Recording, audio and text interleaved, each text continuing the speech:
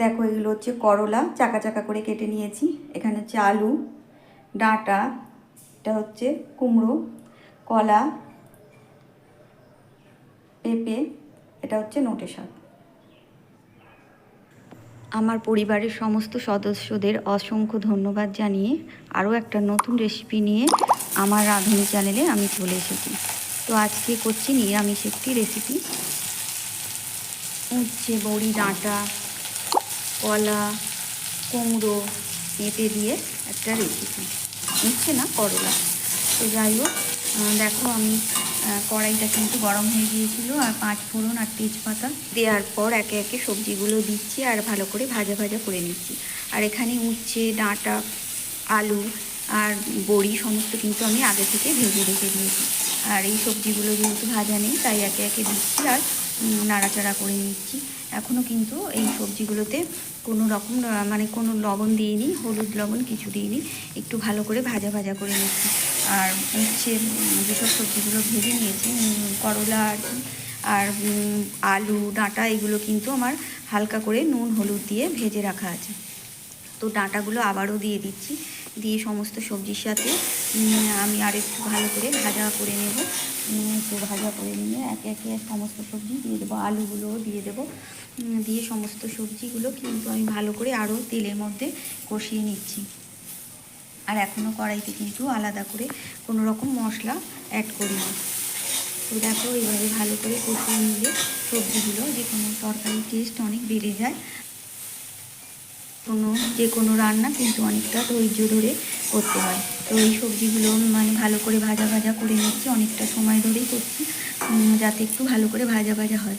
আর ভাজা ভাজা মানে এইভাবে কষিয়ে নিলে তবে কিন্তু যে কোনো রান্নার টেস্টটা সুন্দর হয়। তো দেখো এবার আমি কিন্তু শাকটাও দিয়ে দেবো এই তেলের মধ্যে। এখনও কিন্তু আমি কোনো রকম লবণ বা মশলা কিছু অ্যাড করিনি। তো শাকটাকে তেলের মধ্যে ভালো করে একটু ভাজা ভাজা মতো করে নেবো, সমস্ত সবজির সাথে মিশিয়ে নিচ্ছি।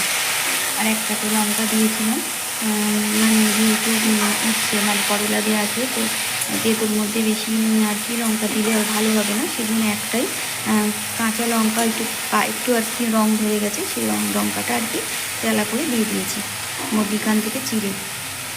তো দেখো সমস্ত শাকটাও কেমন একটু ভাজা ভাজা হয়ে এসছে।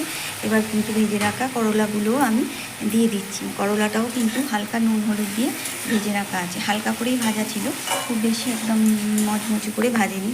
কারণ যেহেতু আমাদের বাড়িতে একটু হালকা ভাজা আর কি, করলা পুরো একদম মচমচে করে তেলে ভাজলে খেতে চায় না, সেই জন্য আর কি একটু কম ভাজলে ভালো লাগে। একটু তেতো ভাবটা হালকা থাকে, যদিও এখন কোনো করলা সেরকম বৃষ্টি হচ্ছে না বলে খুব তেতোই নেই।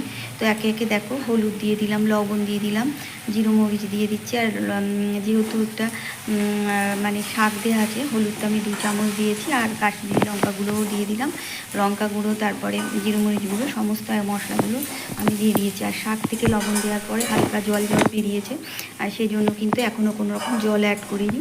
ভালো করে এইভাবেই সমস্ত মশলার সাথে সমস্ত সবজি শাকগুলোকে আমি ভালো করে ভেজে ভেজে মানে ভাজা মতো কষা করে নিচ্ছি। আর এবার দেখো আমি একটু পরিমাণ মতো জল অ্যাড করে দেবো, আর দেখো জল অ্যাড করে দিয়েছি। আর এবারে কিন্তু আমি ভালো করে আবার সমস্ত মশলার সাথে মানে মিশিয়ে নিচ্ছি।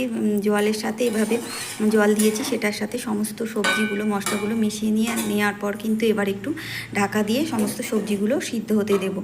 যেহেতু আগে থেকে অনেক সবজি ভাজা ছিল, তো মোটামুটি আর বেশি সময় লাগবে না, তবু একটু ঢাকা দিয়ে রাখলাম। তো ঢাকা খুলে দেখো এবার কিন্তু আমার সমস্ত সবজিগুলো আর একটু নাড়াচাড়া দিয়ে নেব, মানে সমস্ত সবজি মশলার সাথে একটু ভালো করে কষিয়ে মতো নেব। তো দিয়ে এবার কিন্তু আমি এবারে অ্যাড করে রাখা মানে সমস্ত সবজি সিদ্ধ হয়ে গেছে দেখো, আর এবার কিন্তু ডাঁটাও সিদ্ধ হয়ে গেছে। এবার কিন্তু আমি বড়িগুলো অ্যাড করে দেব। আর একটু ফাঁকা করেছি, ওই ফাঁকা জায়গাটার মধ্যে জল জল আছে, সেখানে একটু বড়িগুলো অ্যাড করে দেব। তা না হলে কিন্তু বড়িগুলো মানে জলের মধ্যে ঠিকঠাক জল না পেলে শুকনো শুকনো টাইপের হয়ে যাবে। তো এভাবে জল মানে মধ্যেখানে বড়িগুলো দিয়ে আমি আবারও একটু আর কি ঢাকা দিয়ে দেব। তো একটু মিনিট 5 মানে ঢাকা দিয়ে রাখলে বড়িগুলোও মানে সিদ্ধ হয়ে যাবে। তো দেখো এবার কিন্তু বড়িগুলো সিদ্ধ হতে দিয়েছি সমস্ত সবজির সাথে। তো এখন আবারও খুলে নিচ্ছি। আমার মানে বড়িটা সিদ্ধ হয়ে গেছে। তো সমস্ত সবজিগুলো আর কি সমস্ত বড়িটার সাথে আর কি সমস্ত মিশিয়ে নিচ্ছি ভালোভাবে। তো আমার এই সবজিটা কিন্তু রেডি হয়ে গেছে। আর একটু একটু সামান্য জল ছিল, সেটাও বড়ির সাথে একদম মিশে গেছে। দেখো সবজিটা রেডি হয়ে গেছে। তো আমার রেসিপিটি কেমন লাগলো, ভালো লাগলে অবশ্যই সাবস্ক্রাইব করে লাইক কমেন্ট শেয়ার করে পাশে থেকো। আগামী দিন আরও একটা নতুন রেসিপি নিয়ে হাজির হব। ততক্ষণ ভালো থেকো, সুস্থ থেকো।